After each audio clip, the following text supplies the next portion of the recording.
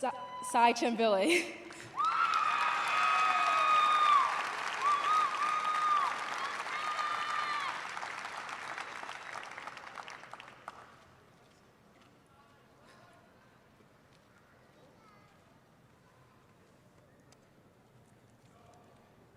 Thank you for that introduction, Olivia, and good afternoon, everyone. It's my great privilege and honor to be named valedictorian and have the opportunity to speak to you all today. Thank you to all the great teachers, faculty, and administrators that supported us through the 4 years and have made this event possible. Can we get a round of applause for all the parents and loved ones who, with their unconditional support and encouragement, helped us reach this stage?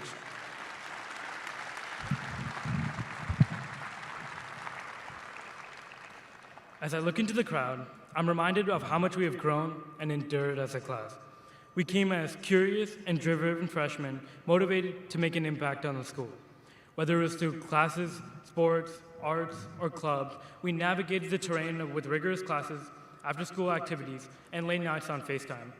The past 4 years have been a test of our skills and abilities, shaping us to be the people we are today, resilient and determined.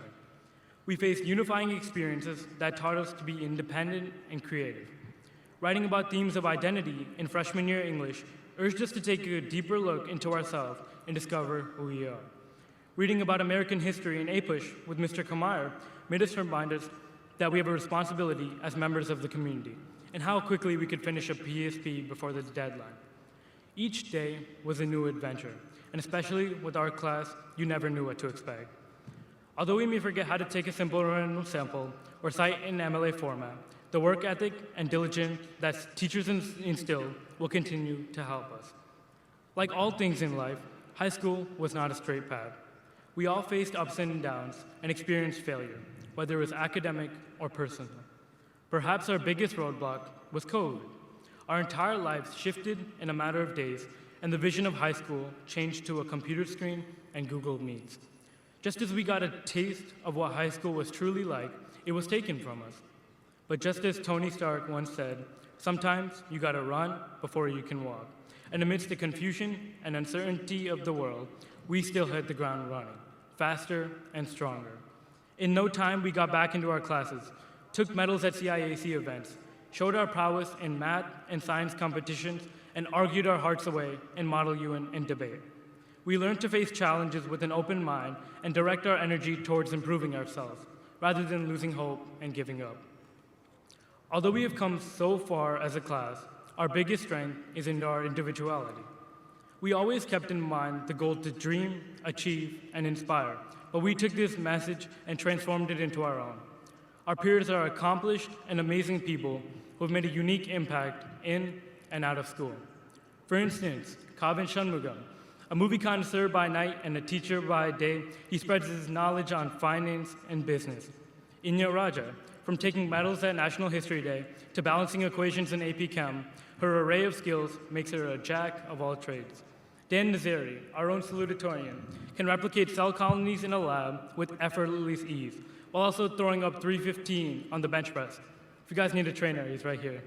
And Trinai Hari, while he stays in school working tirelessly to impress his teachers, his mind is on a startup, finding new ways to innovate.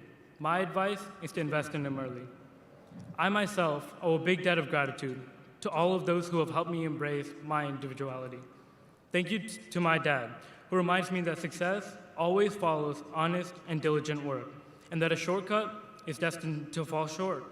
Thank you to my mom, who gave me the courage to pursue my interests and pushed me to think differently.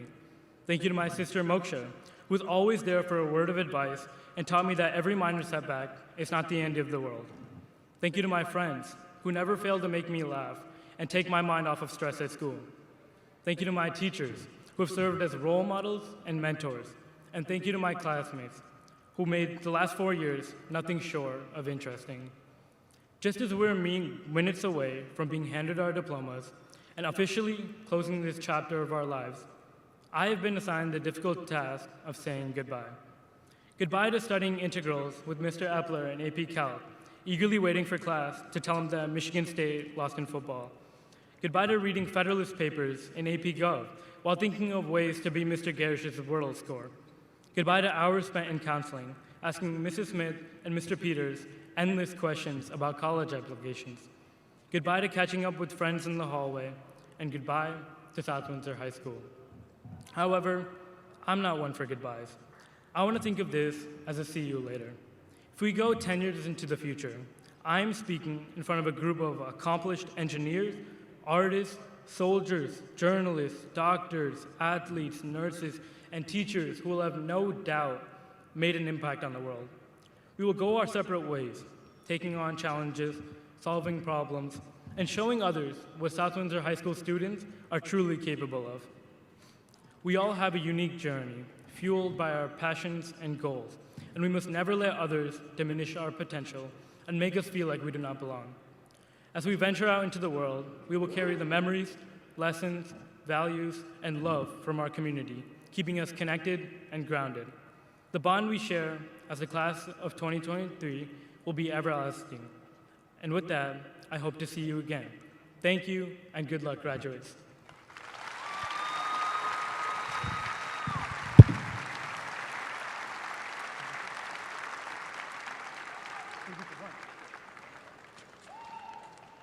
Wait.